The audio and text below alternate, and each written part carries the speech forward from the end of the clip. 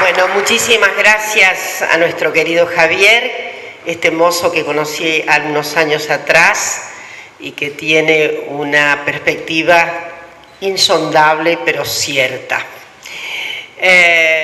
A toda esta organización de este querido lugar, es la primera vez que estoy, no dejo de estar emocionada. Al querido Daniel Campi, que ha sido tan obsesivo y que ha conseguido que en esta Pascua estemos aquí juntos. Debo decir que es de mi parte una contribución que no tiene nada de generoso, sino de el cumplimiento con las obligaciones morales y cívicas que una se ha impuesto. Gracias, Marcela, por lo del coraje. Faltaba más llegar a esta edad de vejez e inflexionar posiciones. Es una...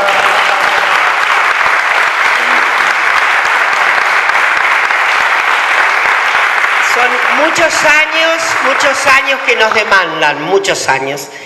La verdad es que esta muestra es yo creo, una verdadera disrupción en un momento en que me parece que como nunca tiene actualización la figura de Evita. No soy de las que cree que la historia fija un hito y volvemos sobre él por el eterno retorno nietzscheano. En todo caso, el volver, esa idea de eterno retorno, hubo un gran filósofo que se dedicó a Nietzsche, Deleuze, que es uno de mis preferidos, que dice que en realidad, y creo que va a valer metafóricamente para algunas cosas, el retorno nos encuentra cambiados. Y en verdad la figura de Evita es una figura de excepcionalidades.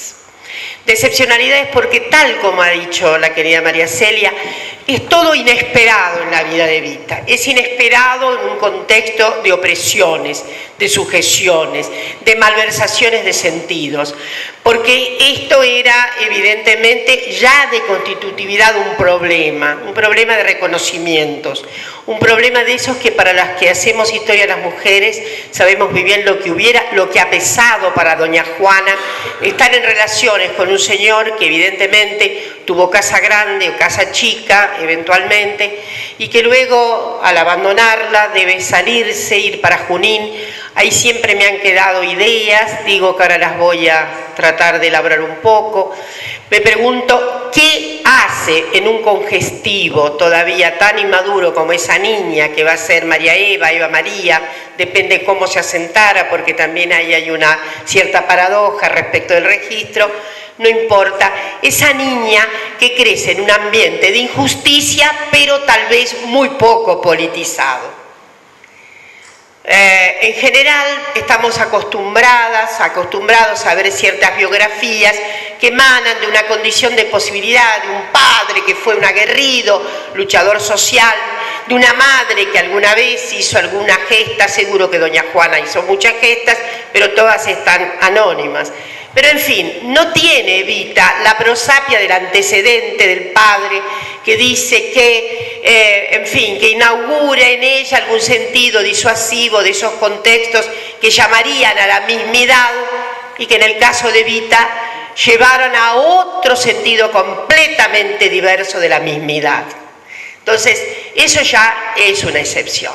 Esa Evita que llega seguramente tan adolescente, 15, pongamos entre 14 y 16 años, debido justamente a los problemas de certificación respecto de su nacimiento, pero en realidad ahí viene otra circunstancia. Una se pregunta si en el ambiente de Junín, miren, Junín era una cuenca socialista, aquel viejo socialismo, desde luego. Ahí estuvo Juan B. Justo como médico.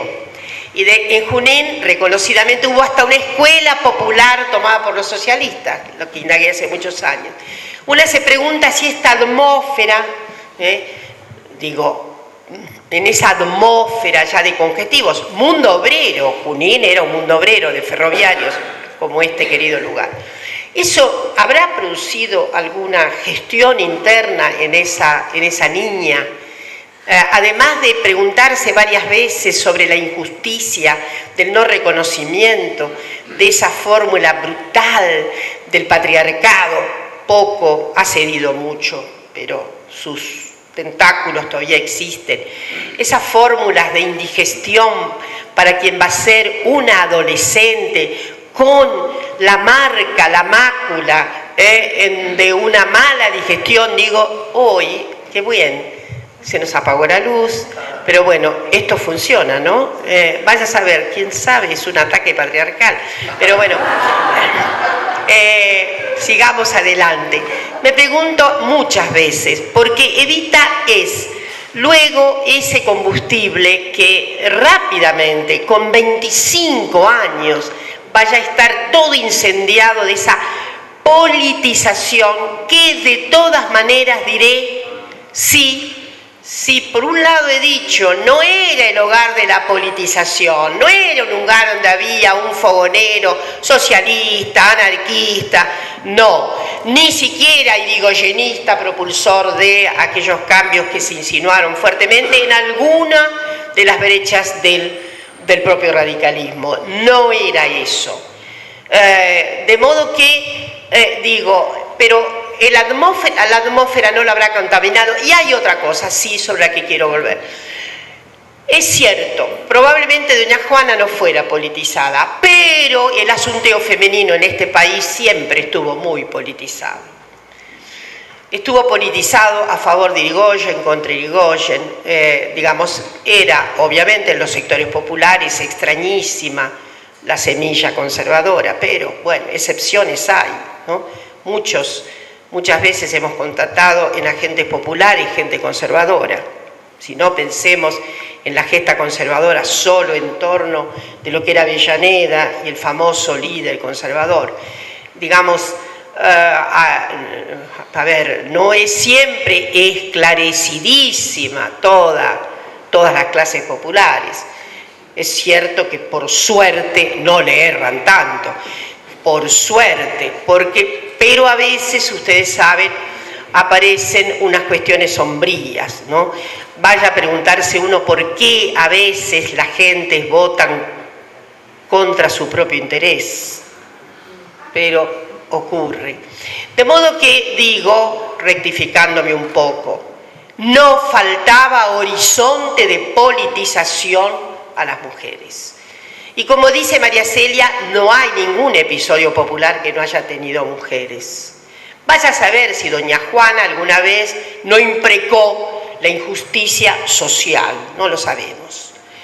Lo cierto es que Evita, obviamente, ya María Celia hizo un recorrido precioso sobre esa Evita que se va incorporando a la vida artística, que es lo que quiere, que efectivamente era conocida como actriz, que efectivamente era tal vez el radioteatro algo importantísimo. Ustedes saben, no sé, hay mucha gente que nació mucho después que yo, pero el radioteatro era lo que más se escuchaba. El León de Francia, etcétera. Era fantástico. La radio ocupaba un lugar extraordinario en el imaginario, mucho más tal vez que lo que hoy ocupa la televisión. De modo que yo estoy segura de que hay una construcción, primero muy ficcional de Evita, acerca de heroínas que da mucha empatía a la posición, no digo de heroína que toma después, pero a la posición de justiciera. Yo creo, porque ella inclusive interpretó papeles que tenían que ver con heroínas, al momento de fusionarse con Perón, es un momento también político particular. Hay que ver, se ha dicho, si Discépolo era anarco, medio anarco. Entonces a mí me parece, el ambiente artístico no era un ambiente filoburgués, digámoslo, había de todo. Había mucha gente, el orden artístico de entonces está muy lejos de la celebrity de hoy. Hoy la verdad que son menos importantes las actrices que las modelos, desde el punto de vista de ciertas proyecciones imagéticas. Eso ha cambiado muchísimo.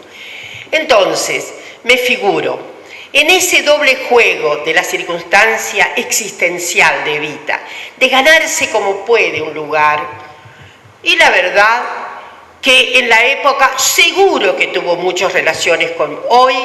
Esto es lo más practicable y decente posible de la vida. Porque entonces era imperdonable. Pero ella evidentemente fue una muchacha autoemancipada. Esto es innegable. Esa es la otra excepción. En lugar de ser la damita de la época, que efectivamente es seguro que confraternizó bien con el espectáculo de lo que era la celebrity, pero por dentro, y no tan por dentro, debió haber habido una expresión justiciera. Esa expresión justiciera puede ser difusa, pero tiene claro los padrones de desigualdad. No es la justicia en general. Tiene claro, hay una cuestión intuitiva que esa es la segunda excepcionalidad de Evita. Una intuición extraordinaria. Eso, a ver, entre intuición e inteligencia podemos tener, vaya a saber, neurológicamente muchas, no es el caso, tenemos muchos matices. Digo como experiencia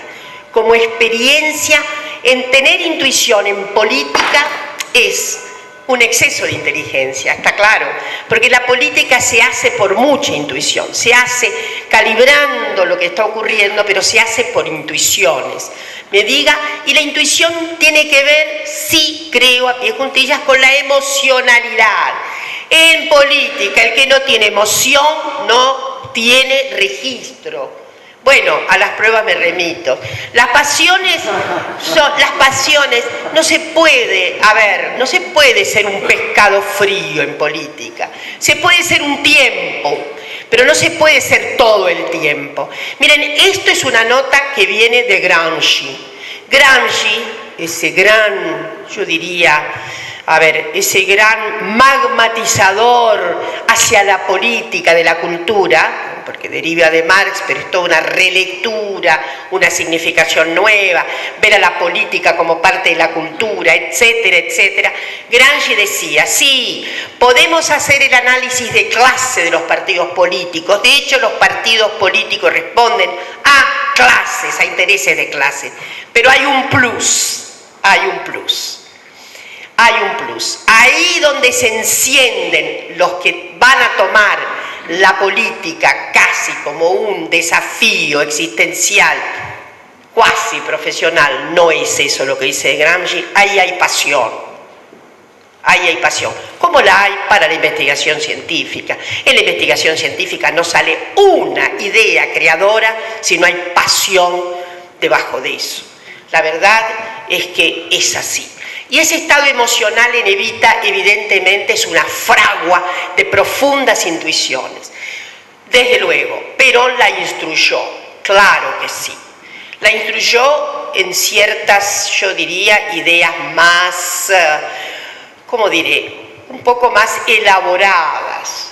Evita no había hecho un solo curso que sepamos acerca de ningún teórico político, ni mucho menos. Le bastó toda esa experiencia extraordinaria que tuvo en la infancia, durante y esas atmósferas, insisto, de artistas que no eran afinados con la propia oligarquía, que tenían críticas, que la desafiaban un poco. En fin, los artistas siempre han sido seres un poco más libres, ¿no?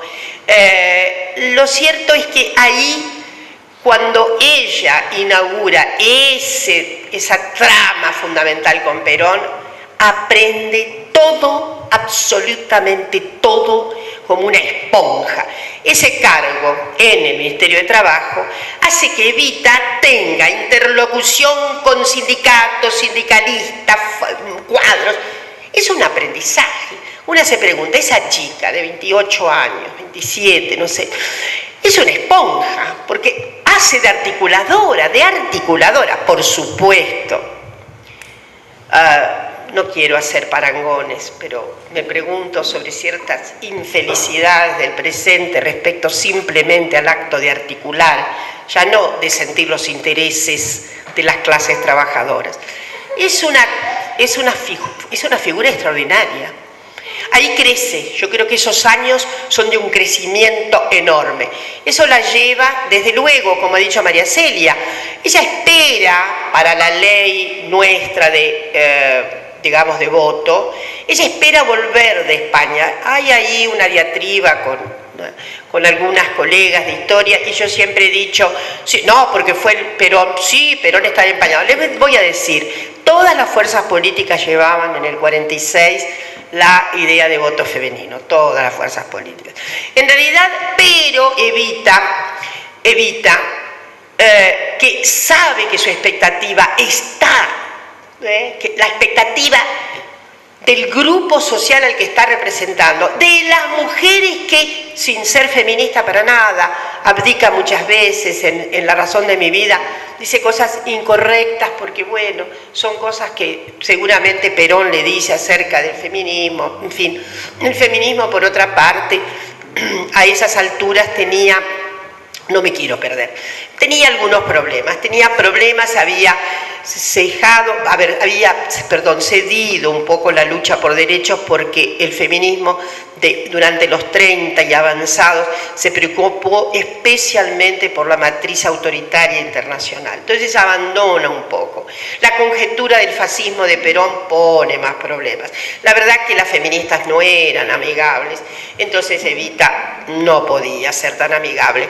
Y por otra parte me parece que no se había encontrado con ningún cauce feminista anterior. Tal vez, digamos, eso hay que suspenderlo en torno de un interrogante. Lo que quiero decir es que en el 47 ella le pide al presidente de la Cámara que no traten la cuestión de la reforma electoral hasta que ella no está presente.